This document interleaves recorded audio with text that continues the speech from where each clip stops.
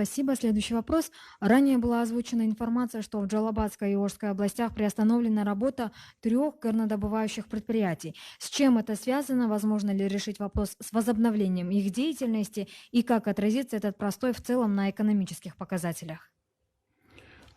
Действительно, на период пандемии были приостановлена деятельность 3 очень крупных предприятий. Это золотодобывающая отрасль.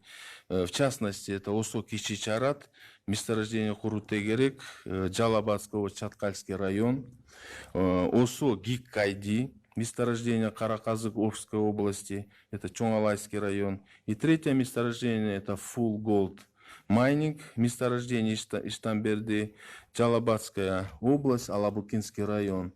Они были остановлены в связи с тем, что на зимние каникулы руководство китайских компаний и специалисты выехали из страны на празднование Нового года.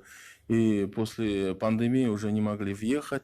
Но сегодня мы этот вопрос уже работаем с Министерством иностранных дел и Государственной пограничной службой.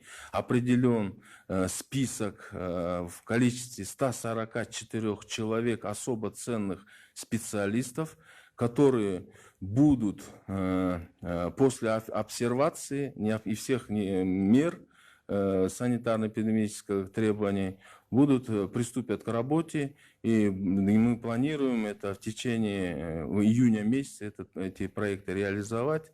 Но что касается выпадений по бюджету, действительно это скажется на бюджете, но несмотря на это мы не остановили и планируем ввод новых предприятий по данной отрасли.